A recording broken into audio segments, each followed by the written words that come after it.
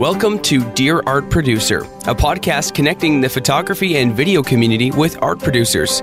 Drawing on her agency experience some years ago, photography agent Heather Elder penned an open letter to art producers discussing the finer points of working with one another. This podcast takes that idea and will introduce you to different art producers, share the stories of their diverse career paths, explore what it means to stay relevant, and examine industry topics such as marketing, estimating, directing, websites, and more. Hi, welcome to Dear Art Producer. I am your host, Heather Elder, and today we welcome BBDO art producer Ilona Siller. Ilona has a great story. She worked her way up from receptionist, being promoted 5 times until she became a producer. She travels the world with Visa Global and has worked with photographers from all over the world. The first time I met her was on the stormiest, snowiest day I ever hosted a portfolio show, and I almost canceled. I'm so glad I didn't because she's become a friend.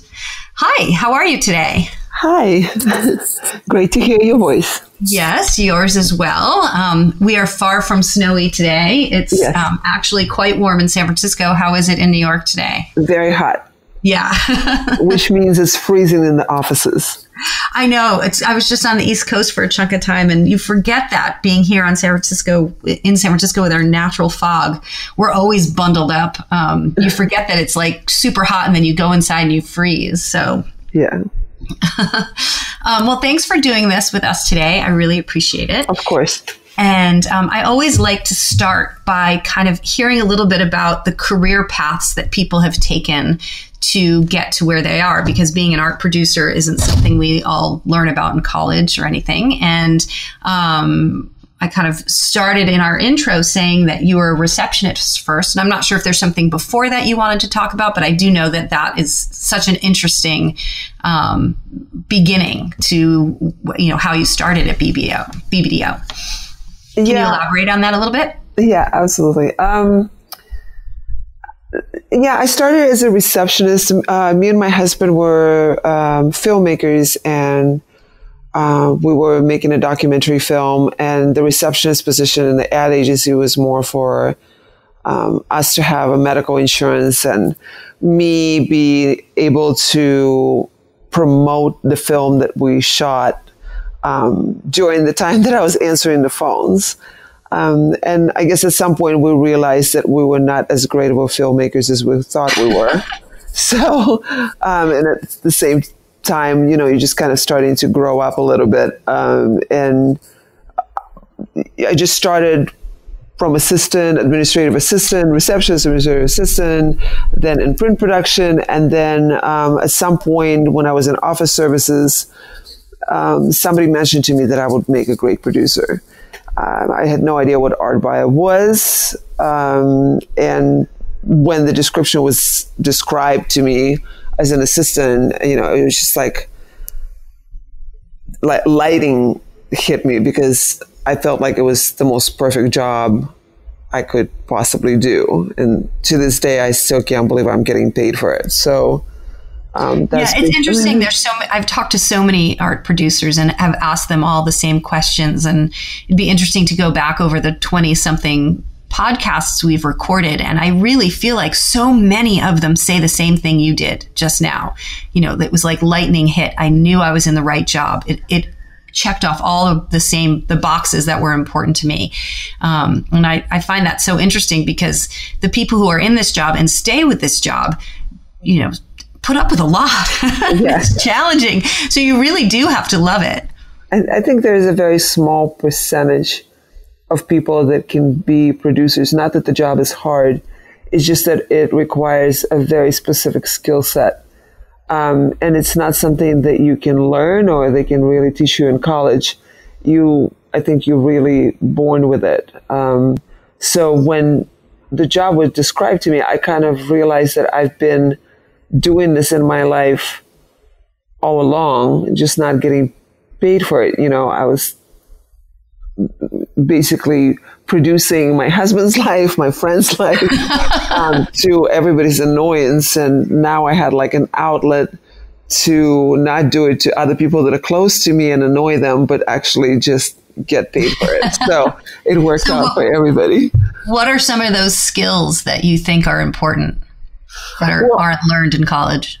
I mean, there's some portion of control freakiness that you need to possess, but also the crazy amount of multitasking, and you have to be a certain way with people that kind of unites all the groups together instead of separating them. I agree with that. We've talked about that on the podcast before, this idea of being a translator. Yes. You know, you and I both have to translate all the roles around us, the creatives, the clients, the photographers, the stylists. You know, we're all trying to make sure we're speaking each other's language, and that requires some translation sometimes. And I agree with that. The best art producers I've worked with have the ability to do that in a way, you know, they don't talk to each person or each role in the same way. And there's an understanding of, of what's important to each person, and the ability to listen, I think, is really important too. Yeah. I mean, I feel like a lot of times I'm a chameleon on a set, you know, because the way you would talk to PA and goof around and, you know, just kind of, thank them for the job and joke around is not the same way that you would talk to the client or even account person. So you speak in other people's language, and everybody feels like you can relate to them, but you don't completely relate to anybody. Right. Yeah. It's a funny question to ask people in this role is how you describe your job to, you know, your parents or somebody in the industry who isn't understanding of what you do. And I think that's a hard thing to describe. Oh yeah, absolutely. My mom has no idea what I'm doing. Because on a numerous occasions she asked me, well, do you create the ads? No. Yeah. So it's very foreign to her. You take the pictures? No. I know sometimes my friends who don't understand what I do, you know, describe me as a photographer. I'm like, nope, I'm definitely not a photographer. I also think that people don't realize just how much work goes into a photo shoot. So they don't really think that it's as big of a deal. Right. And once you start to explain to them all the departments and estimates and bidding and searching, then the role makes more sense. Yeah, no, I agree with that. How long have you been an art producer? Oh, God. 17 years. Wow. Yeah. Wow. And how long have you been at BBDO? 6. 6. So you've seen a lot of changes in our industry. Yes. I'm curious about the changes that you've seen at the agency level and the client level. You know, we all know what the photography world changes look like, right? We could go as far back as websites and printers, and we can talk about digital versus film. Like, we're all pretty aware of what that used to look like. But do you have any, like, what can you share with us from an agency and a brand or client level changes that you've seen? Yeah, I feel like just the sheer amount of work increased. And by that, I mean the amount of assets that we have to produce on each account. Whether before it was more of, you know, you just created a print ad and it was very detailed, and, you know, there would be like 4 or 5 ads, and we just kind of went really deep into that, and with casting and wardrobe and locations, and you know, you walked away with just 5 assets, which you had usage for. Now with digital and social, it's just a never-ending, always changing content that always has to be fresh. So I feel like we're just creating never-ending libraries of images that need to serve their roles in different medias. And that's like the main difference to me. And what do your projects look like? You know, when you go on a shoot for a client, and, you know, obviously you're not just shooting, you're shooting a whole library, like you said, but are there always motion assets involved? Are there other experiential projects maybe that you're working on with them at the same time? Yeah, I would say I honestly, I think the last time I shot just print campaign was maybe 3 years ago. And I mean, it's totally understandable the client wants to tie something else in because, you go on a trip, especially if you're traveling abroad, and you want to shoot as much as possible. So video content always comes along. Sometimes it's behind the scenes, or you're shooting, together with TV. It seems like shooting print only simply does not exist anymore. So, with that comes new aspects, and you just have to be more knowledgeable about motion and about SAG rules and, just the footprint that you have with now when you go on locations, with extra cameras and equipment and editing afterwards. So I think we slowly just becoming more of a content producers. Is like the print and broadcast is kind of merging together. At BBDO, do you have two separate departments, or are you guys kind of combining? Or yeah, we do. At the moment. Have two separate departments. Yes. Mm-hmm. Do you ever work on broadcast, or does broadcast ever work on print, or is it you're only working on motion when it's not broadcast related?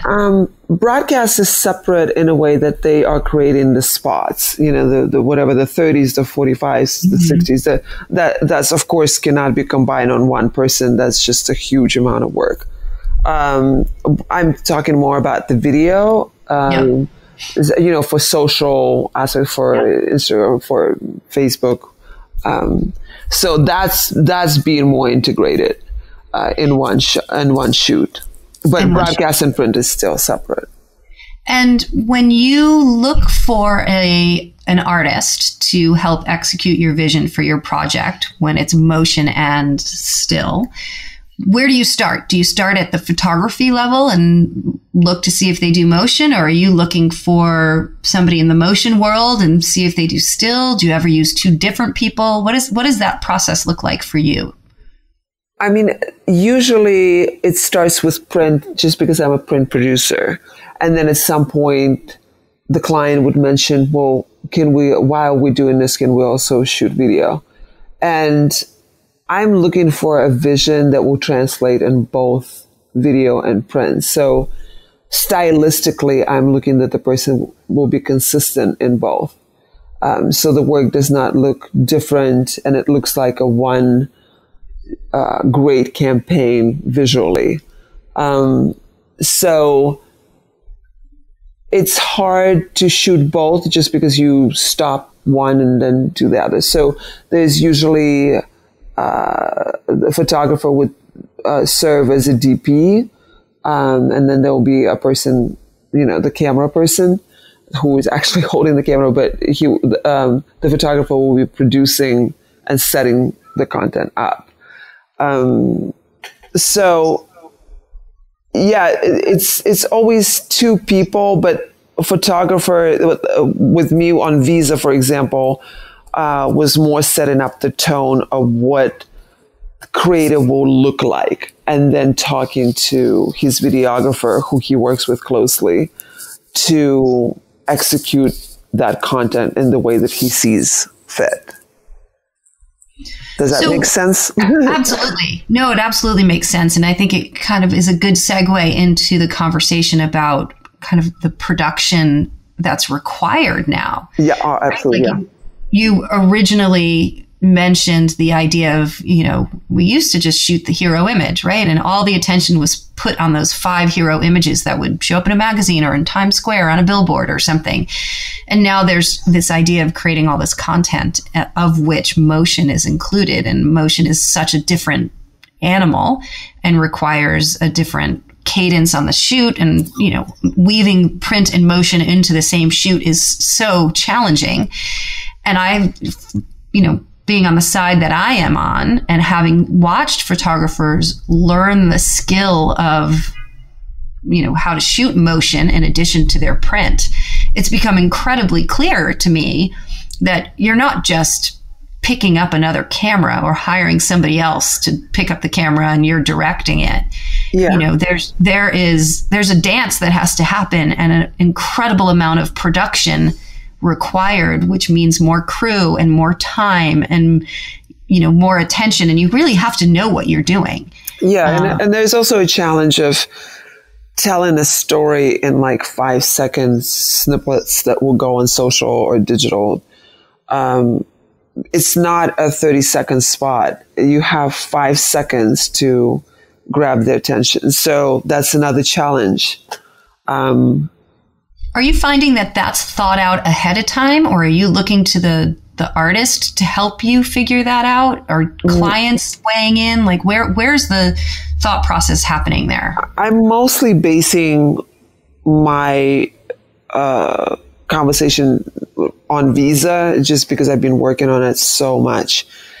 And yes, that comes in as a shot list. So there's a print shot list and then there's video shot list, and they're tied together. So, you know, whether the couple is vacationing somewhere, you know, how can we take that print image of them dining at a restaurant and make it a 5-second something delicious that would convey the same thing in motion. So it's set up in advance, and it also takes, you know, time during the day to switch from one to the other, and that all has to be accounted for. And that also requires a great producer on set, right? Making all of that happen. Absolutely, yes. Do you like to suggest producers for a photography team to use, or are you okay with them having their own? I have before, although I do respect that it's more important for photographer to be comfortable with the producer that they're working with, especially on a set. I mean, there are a couple of people over years and years of my career that I would rather not work with again.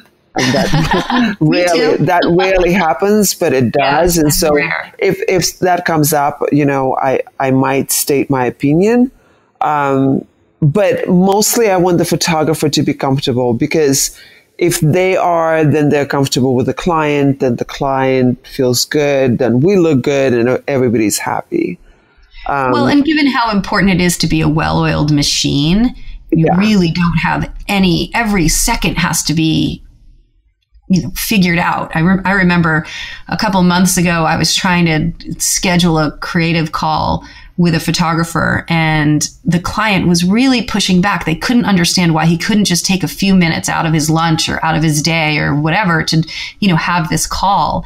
And the studio sent me his call sheet, and literally every minute was taken up. And I had to share that with the other client, and just say, this is why, like, no one's not trying to talk to you. We just can't give you our full attention, and this is why. Yeah. And that has changed so much since, you know, when it was just shooting those hero images. Oh yeah. I mean, I've never shot this much, and I mean, it's great, but sometimes you literally think, oh my gosh, I'm doing 6 locations in one day.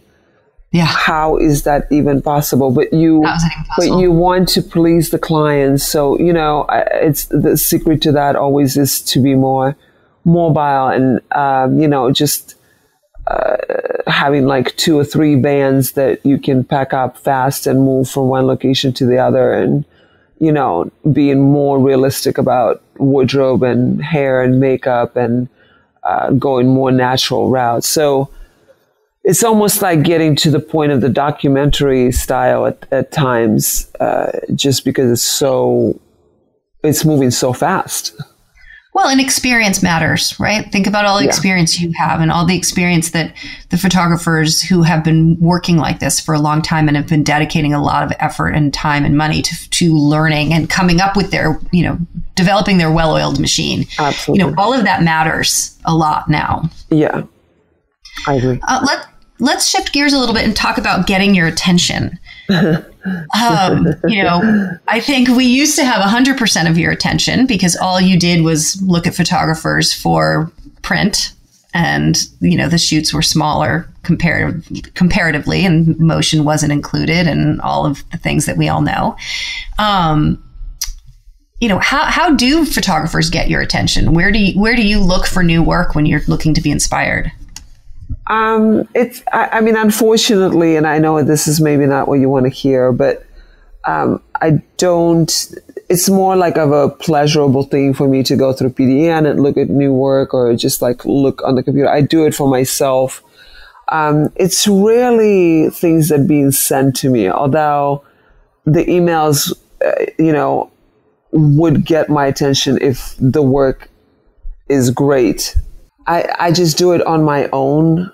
And, I prefer, and I think that goes for everybody, no matter what job you're applying for. That includes me as a producer. If I ever apply for a job, researching what that producer is working on and really knowing, you can Google us and see the work that we produce. So kind of making it more applicable to the work that I do. Sometimes I would get like editorial work with models and high fashion, and I'm like, I know, do you even know who I am? Like, I don't do that hardly ever. So, or like somebody sending cars, or, again, something I just don't do, would like to, but just don't do. So less cold calling and more targeting. Yeah, I think targeting is obviously really important and crucial. And there are a lot of tools out there that help people become targeted. And, I think photographers should sometimes think about, when they send out an email blast, they might not know right away that you're not relevant. They might think, oh, she works on Visa. My work is appropriate for Visa. I'll send it.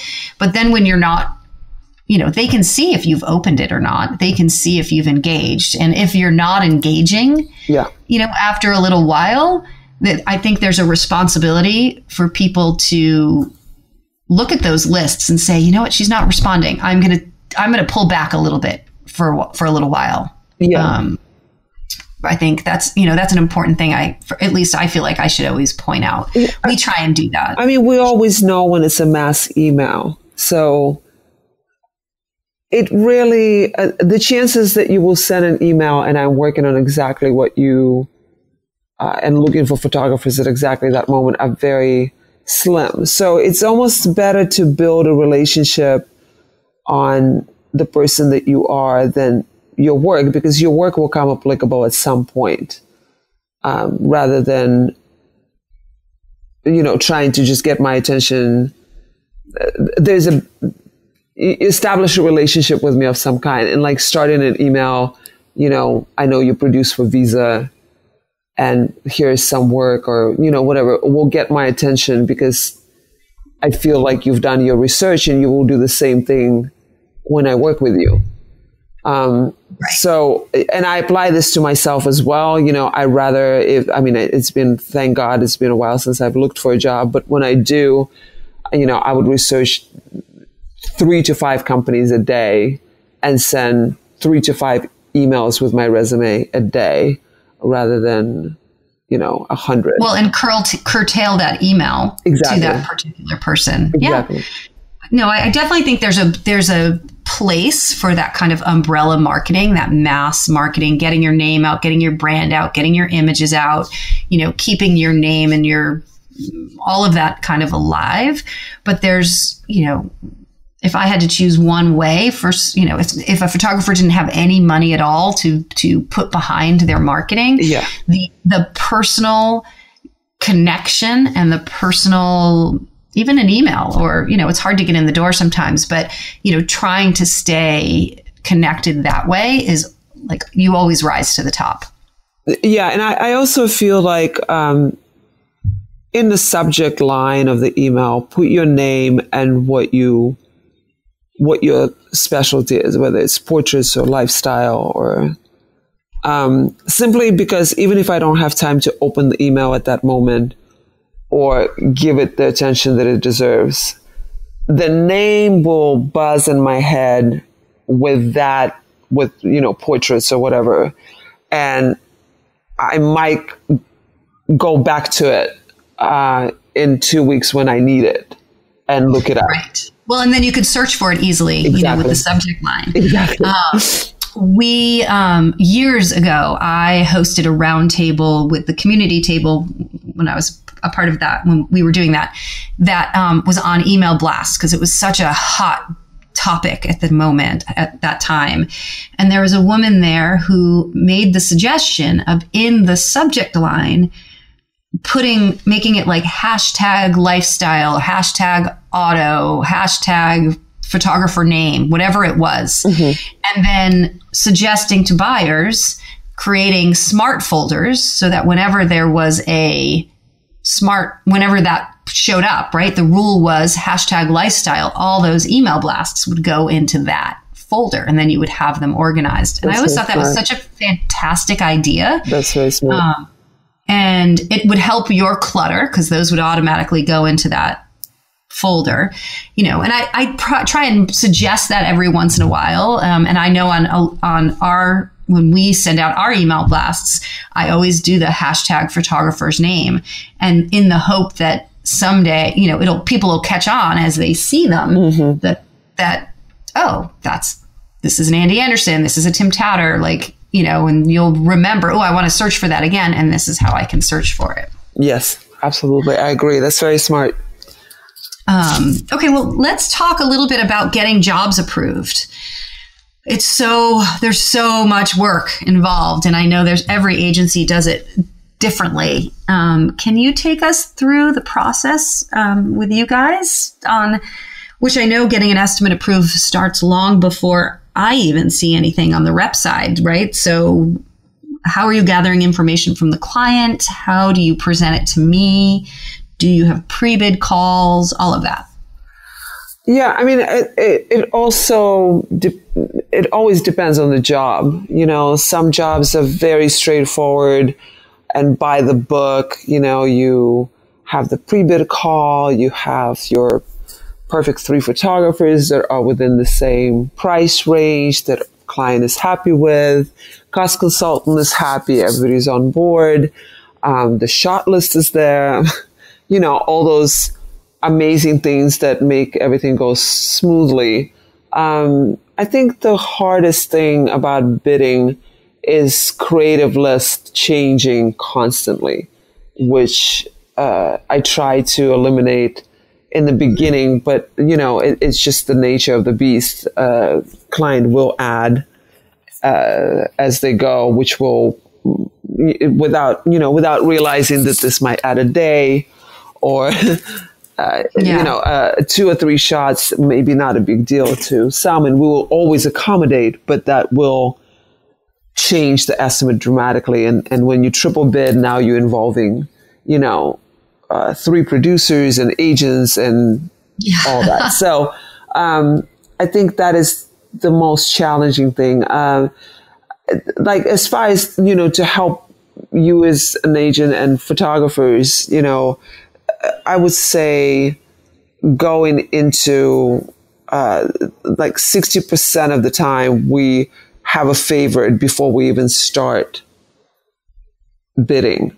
However, I've seen that being reversed by creative calls. So creative calls are important because we would be dead set on creative work from one of the photographers, but then have a conversation with them and not feel as comfortable.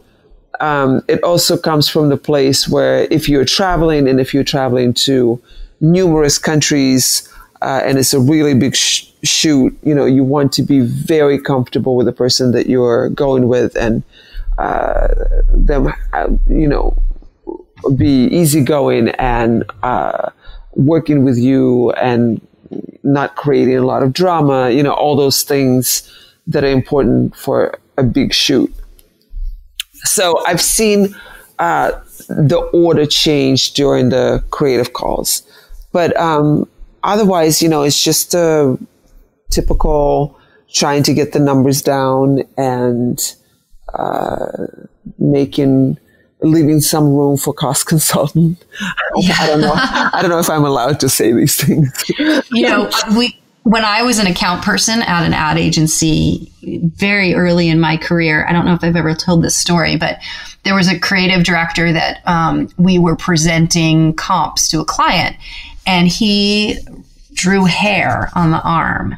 And everyone was like, ooh, that looks weird. He's like, no, leave it on, because then the client can say, ooh, that looks weird. I need, take it out. Yeah. So it became a thing at the agency, this idea of the hairy arm. And the hairy arm represents leave something in there so someone feels like they have participated and they have, given their point of view. And in the case of a cost consultant, give them something to remove. Absolutely. I also think it works well in the marriage. Yeah. Oh my gosh, that's a whole nother podcast. We could call it the hairy arm. Hairy arm in your marriage. That's awesome. Oh my God, I love that. No, it's absolutely fair. I mean, look, it just makes sense to never get the estimate to the bare bone, because cost consultants, that's their job. They have to look good in front of the client, and we as producers have to make them look good in front of the client. So they're happy, and so it's just a little game that we all play, and I think it's understandable. And I think when cost consultants first came on the scene, it was hard, right? There was a lot of clashes, and people were trying to figure out their roles and justify their existence, and then the production would feel like they were being made to randomly cut things. And, I feel like now we deal with cost consultants all the time, and agency people have gotten better with dealing with them. A lot of times the questions don't even come to me. They're managed internally. And then when the questions do come to me, sometimes they're really legit. Yeah. And because I find that, I know a handful of cost consultants that were previous art buyers and art producers. Yes, yeah.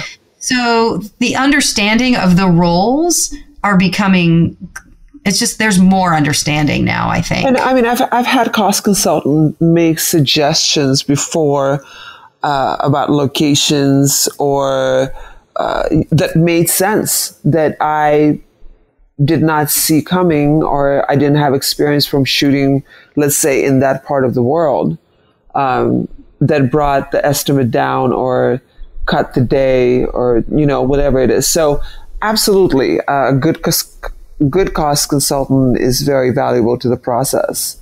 And I know that, I know in our group, I can only speak to that part right this second, but in our group, no matter whether there's a cost consultant or it's just a producer or whomever we're dealing with, we're going to be able to justify every cost and explain our approach no matter what. But I think for some photographers who might not have a lot of experience or haven't been around or are newer to the game, the idea of a cost consultant is going to cause somebody to sharpen their pencils and pay attention and be a little bit more detailed. So just knowing that one is existing is probably a good idea for some people too. Yeah. A question that comes up a lot for me when I promote a podcast and people kind of DM me questions to ask is, if a rep or a photographer asks you who else they're bidding against, what's your philosophy on sharing that? Do you share that information? It depends on my relationship with the agent. Interesting. I mean, if, I would tell you, mm-hmm. I might not tell somebody else. And I don't really see the point of why it needs to be a common knowledge. How does that affect your estimating, knowing who other people are? I think I've changed my view on this a lot over the years, or I've fine-tuned it. And I think mostly I only am interested if I don't, actually not if I don't, but after the job is over, I find it would be really helpful to know who we were bidding against, whether we are awarded the job or not, right? I don't know what company I'm in very much anymore. So much it happens anonymously because you get to check out the website. You say yes or no. I don't even know that you're looking at it. Right. So from a competitive analysis point of view, making sure my messages are right, who are we on the table next to, that idea is very helpful. I see. And knowing it after the fact is just as useful as if it's for that kind of information, knowing it ahead of time. Yeah. I've learned that when I get the information ahead of time and I share it with photographers, not all photographers, some, it actually isn't helpful because they get in their own head, or it starts to cause them to think differently about their job because they're playing defense now. And I think the only other time where it would be helpful to know ahead of time is if I don't know the buyer or the client. So if I'm bidding with you, I know that you're going to have 3 equal level players on the table. And you're not going to get a lowball bid from someone who doesn't know what they're doing and then ask me to cut to come in along those lines. Yeah. You're going to recognize.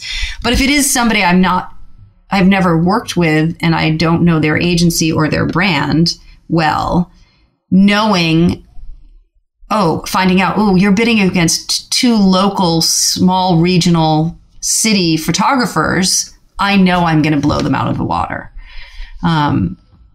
So I've really evolved my thinking on that. That makes sense. I didn't look at it from agent perspective, I guess. I'm more, what concerns me is the photography side, because I've actually had this happen with a photographer whose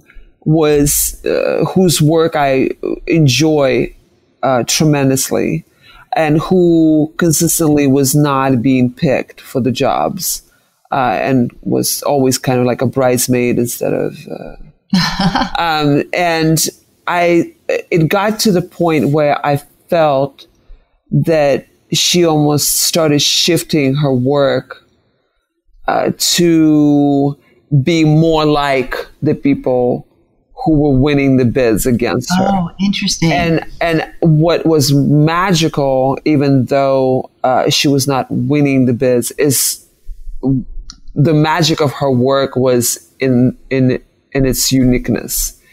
And so in my conversations with her, I've mentioned numerous times that you might not win the job every time, but the one that you would win, you would be able to ask for more money because you are so unique and specific in your style. Right. And I didn't want it to die, and I feel like it's kind of like danger for any person who is an artist, doubting yourself constantly and thinking, why are other people getting this, or why am I not good enough, or should I concentrate on a different aspect? And it's really sad for me to see, because a lot of creativity dies with that competitiveness.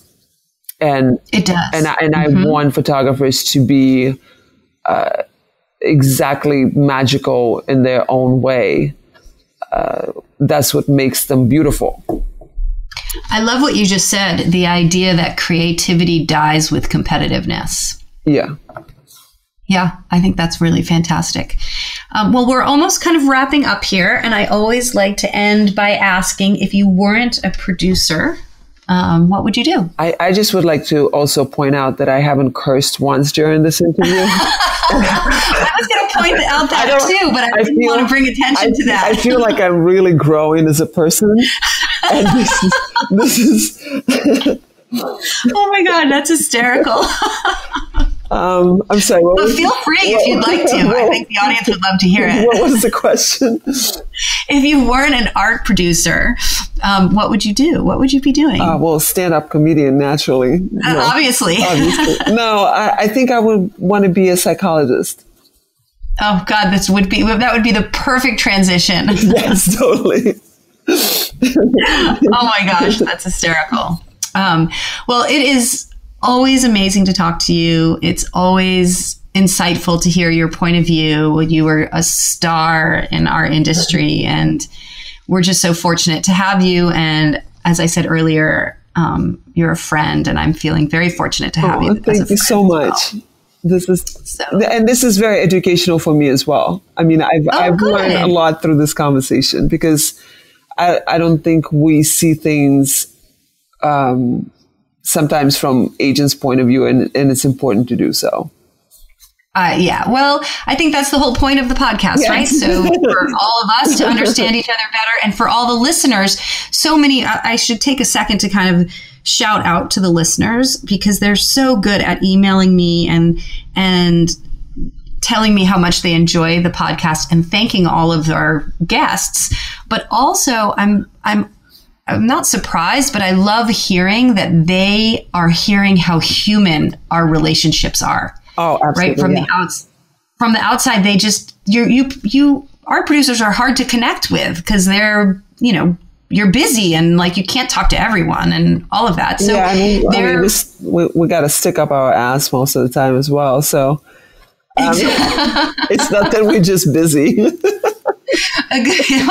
But I think it's really, this podcast has kind of humanized our relationship, and people feel less intimidated by the process. So thank you for helping with that. Thank you so much. Thanks for listening. In an industry where the rules are always changing, it's helpful to hear from those on the front line. Heather Elder is the visionary behind notesfromarepsjournal.com. Visit her website for industry updates, stunning photography and video, and the artist behind the work.